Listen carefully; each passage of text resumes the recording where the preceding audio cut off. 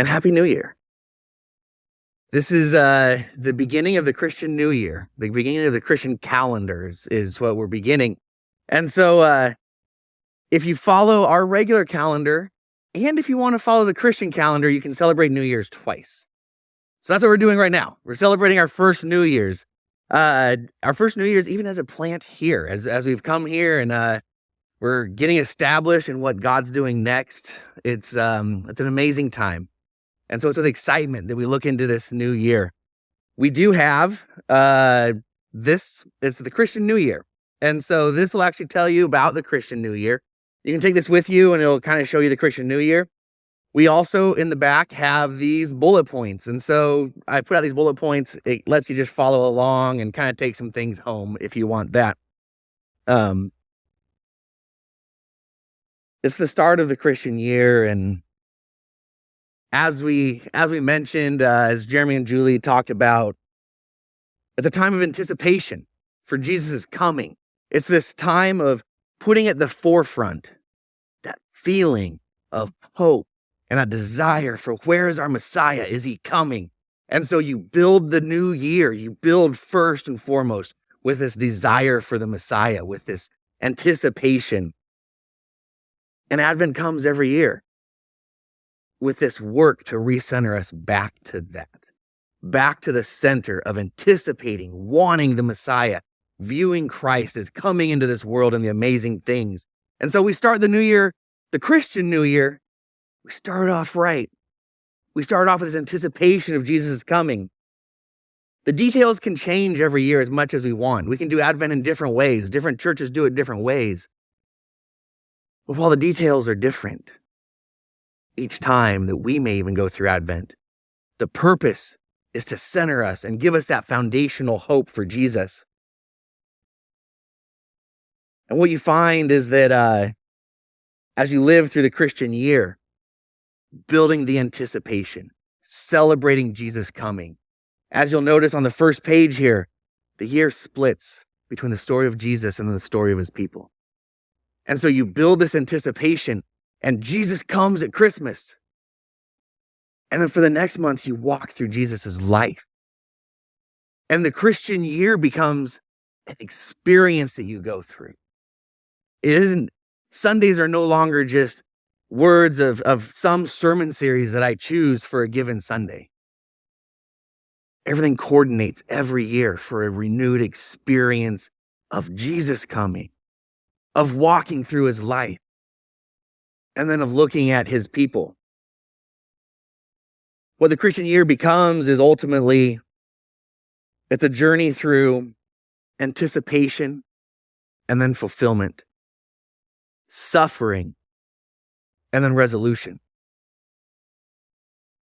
and learning about God and learning about ourselves.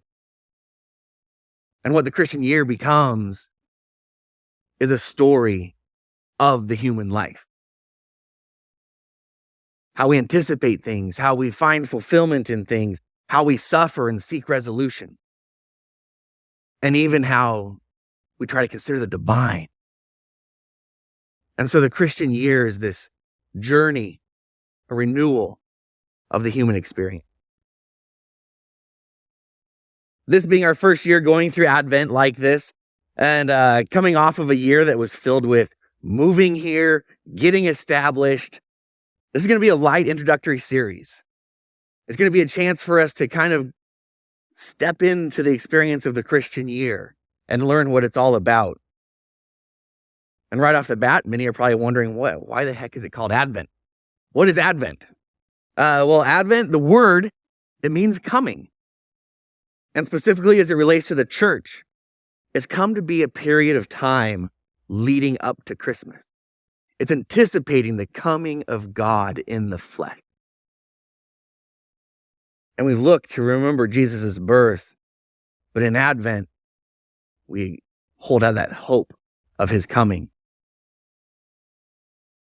And Advent looks to Christmas, but it also looks beyond Christmas. It looks to an expectation of Jesus' coming at a future time. I've mentioned before in relating to something like Good Friday. The evangelical church often skips over things and they go right to the high points. Christmas, Easter, all the fun stuff. But in chasing those high points, we can often miss formative times that lead up to those climactic, amazing moments. In chasing the high points, Christianity can often lose its savor or its richness. Think of an extended close relative a relationship you may have with someone. It could be a spouse, it could be a best friend. I don't know. But this is someone that has proven to be called what now is typically referred to as a ride or die. This is a term that came from biker culture and it referred to the utmost loyalty. A ride or die person it's a person who will ride with you wherever you go, even into the worst trouble. And if the worst trouble comes, they'll die before they desert you. So think of who in your life has been a ride or die. They call out the best in you. They ride into all the good that life has to offer. But they'll also accept a 2 a.m. phone call from you when you're in crisis. They would rush across the country to be by your bedside if you're in the hospital. Now think of how it is when you might sit and reminisce with your ride or die friends. You reflect back on the highs, but you also reflect back on the lows. The lows have combined with the highs to forge the relationship in this ride or die dynamic. They've been proven as these people who will go through the worst with you, not just the best. You didn't get to where you are in that relationship simply by hitting some high points. You didn't get there by not having your friendship with this person tested and proven. You've shared ups and downs and everything in between, and it's grown an amazing bond. And when you guys get together and you reflect back, you can laugh, you can cry, you can sit in amazement at how we even survived some of the stupid things we may have done, and you savor everything. You put yourself back in these memories as you relive them. Advent is one of those times for the church to reflect back, to savor communal memories, and to gain a depth of connection like you would have with any good friend that would otherwise be lacking if we just skipped Advent and cut straight to Christmas. In this case, Advent is placing ourselves into an experience that's centered around a communal memory of waiting for Jesus in the flesh. It coincides with our continued waiting for Jesus to return in his full glory. And as we're now in this between era, where God has handed us work to do as his partners and entrusted us with a mission before us, we go about our lives, we work at what God's given us to do.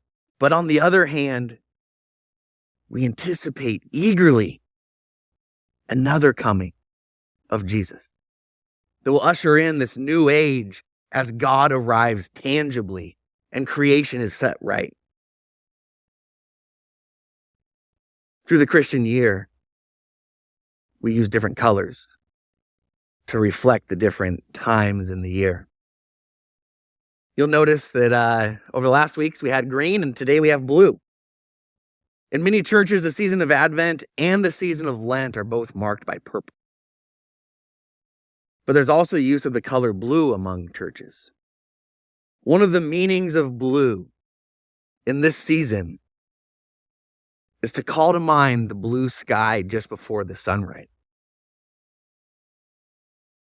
It's in the morning, and the sky is getting lighter, but the actual light has not yet come. Thus, blue is the color of anticipation. In this case, it's reflecting an Advent time where we're placing ourselves in anticipation of Jesus' coming over the horizon of history as our light. So Blue calls to mind that in Advent, we're not just looking to a future coming, but we're also putting ourselves back in the shoes of those eagerly anticipating the first coming. They were eagerly anticipating the arrival of the Son. There's different ways to approach Advent, and this year we're going to work our way through the common themes of Advent: hope, peace, joy, and love. Today we lit the hope candle, and we placed ourselves into those shoes of anticipation.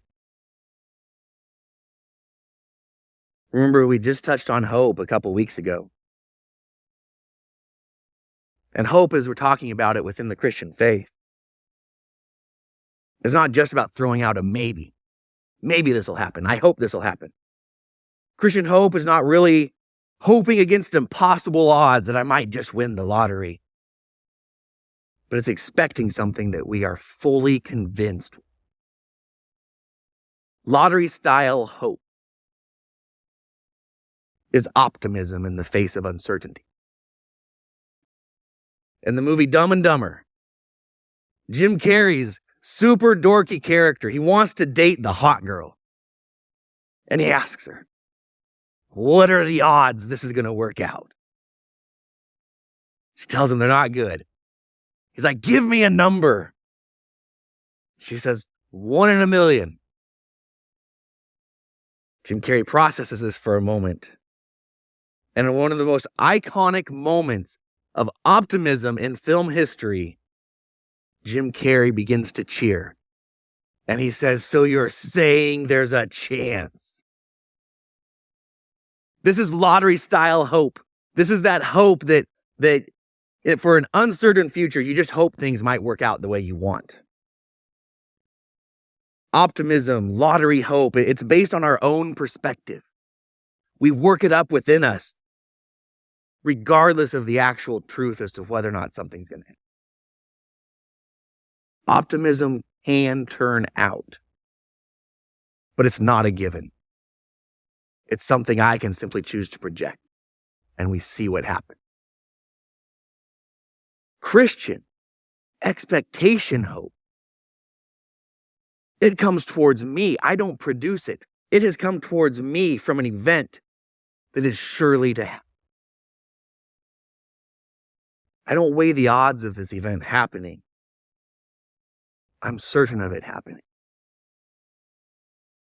And instead of weighing the odds and trying to project from myself a hope that 1 in a million odds this might work out, I expect it, and I'm working to fit into this time until that thing happens that I hope.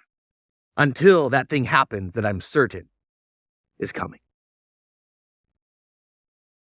In the ancient Hebrew language, there's 2 primary words that dealt with hope. One focuses more on the patience that is needed while we wait in hope. It's in that state of existence where we know what will happen. We want it to happen. But here I am, stuck with it not happening. I'm in a time where it hasn't taken place yet. And I have to exercise this thing called patience. The other Hebrew word, it focuses more on the tension that can accompany a feeling of hope. While patience might be better called a virtue, or patience might even be better called a practice, the tension in hope is something that we are more likely to feel in an emotional way. In hope, what we find then is that it really becomes a part of our whole being. Working on a practice of patience that can really be so left brain. But also being caught up in tension that can stir up emotion. It can stir up frustration. It can stir up depression.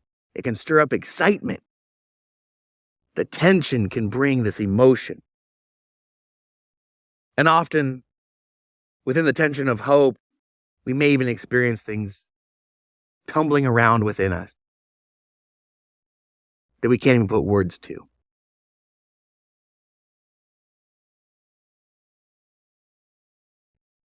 So what we find with hope is that it involves our whole person.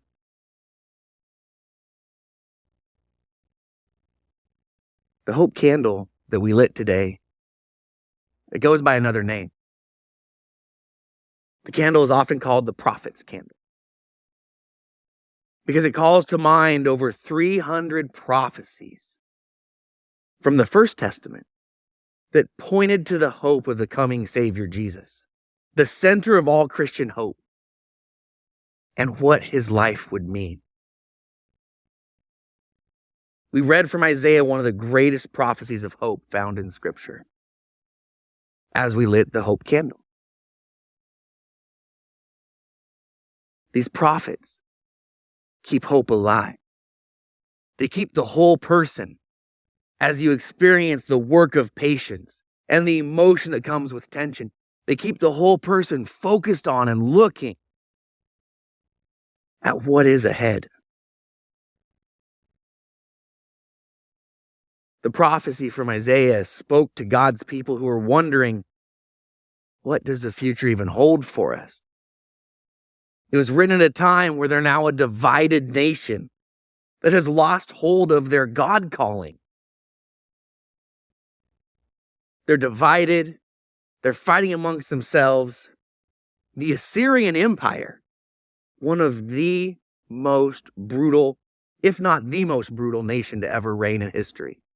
The Assyrian Empire is going to come and conquer and essentially wipe out 10 of the 12 tribes of Israel. In all of this, you can imagine God's people. What does this mean? Does this mean it's all over? Does this mean we hoped in the wrong thing?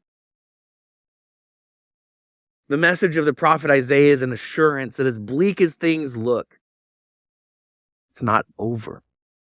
This isn't the end. In fact, God's going to do a work that is going to turn the world as they are experiencing it onto its head. Foreign nations.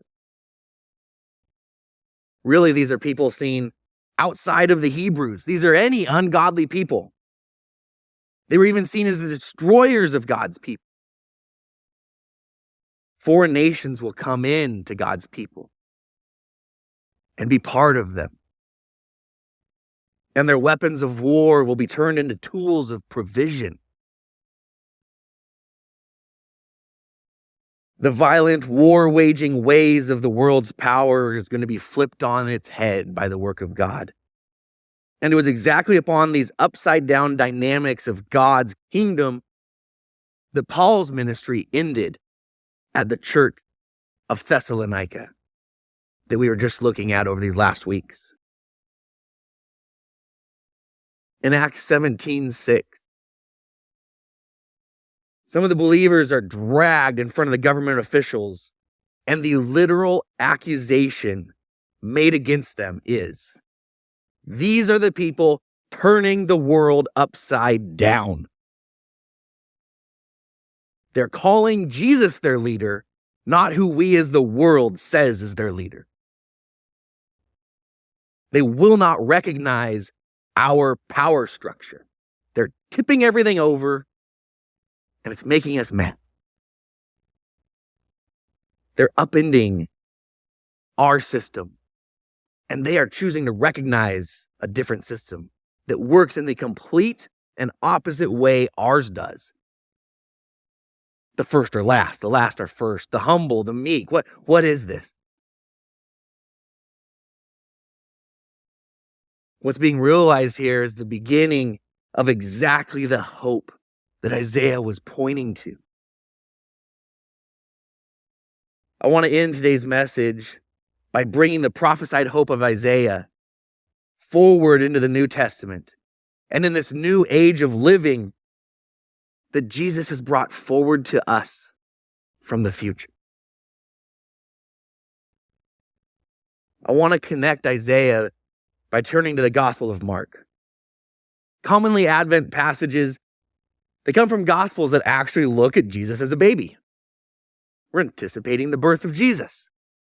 We need one of these gospels that talks about Jesus and his origins. As I mentioned in the past, though, the focus of Mark is Jesus as a servant. It gives no genealogy. It talks of no birth, because a servant in those days was the lowest class. Who cared who their mother and father was? Who cared where they came from? Who even cared where they were born?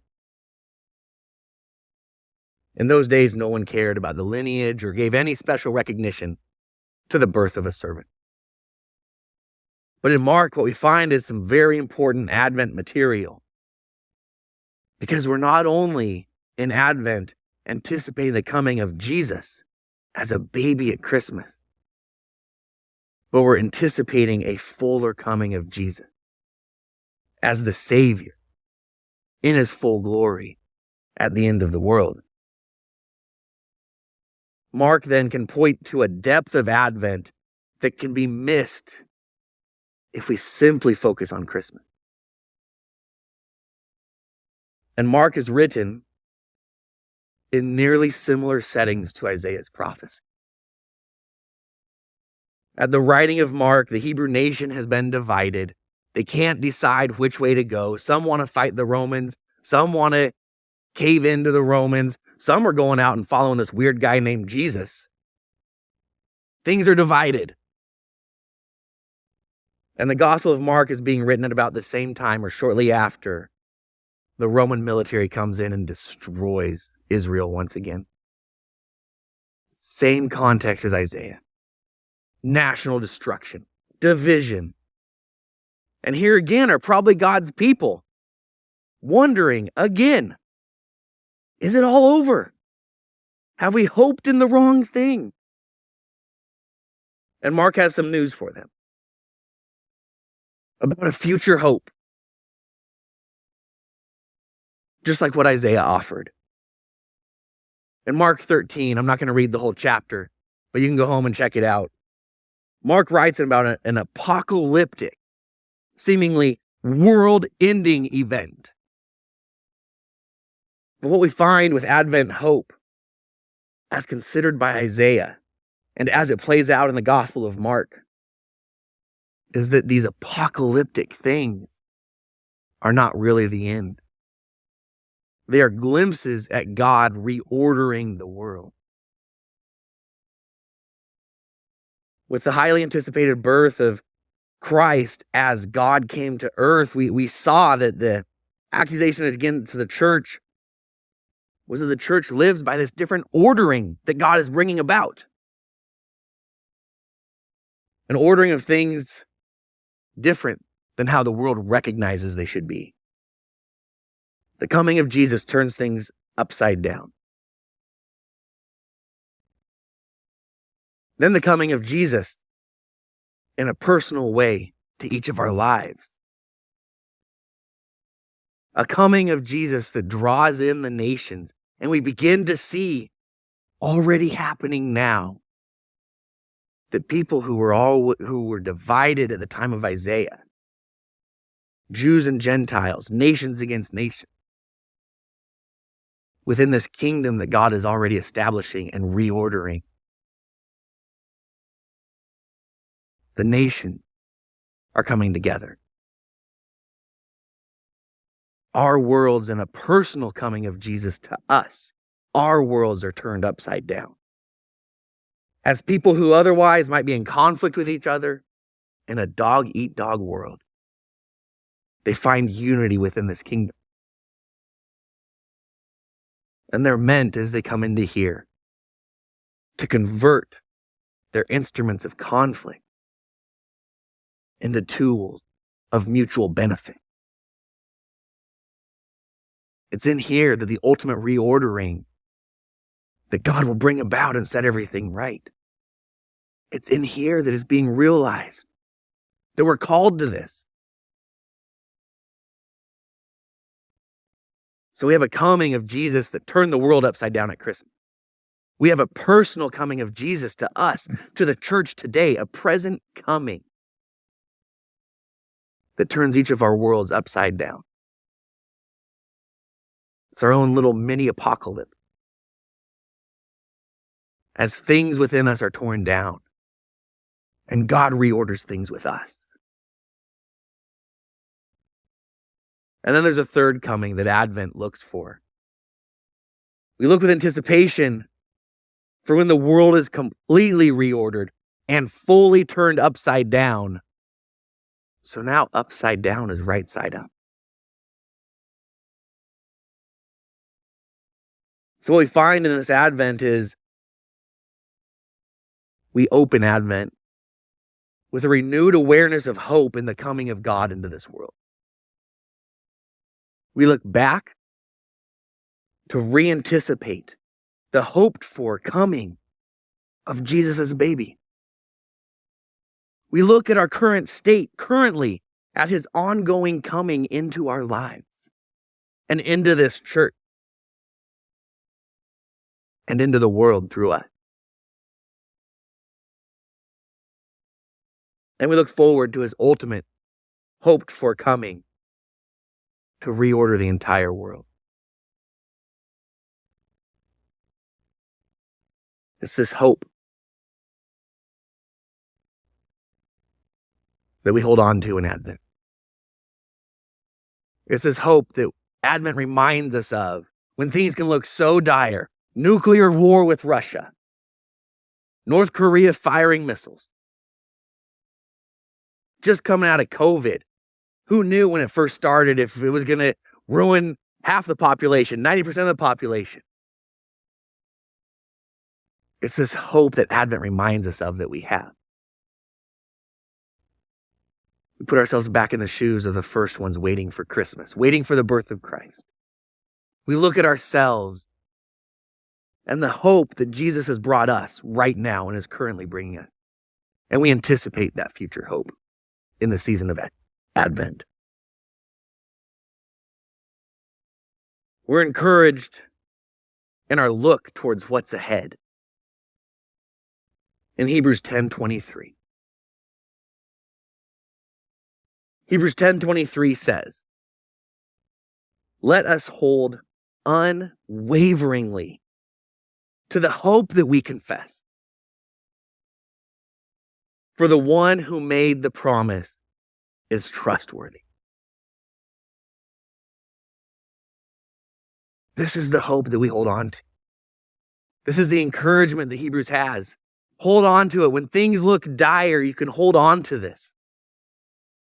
When things were dire in Isaiah's day, he refreshed their memory. No, we have a faithful God who will act and see this through. In Mark's day, as the Jews are being torn apart and Rome was coming down on their nation, Mark said, there is an apocalyptic sense of things in this world, but it leads to a reordering from our faithful God, and we have this hope that we can hold on to.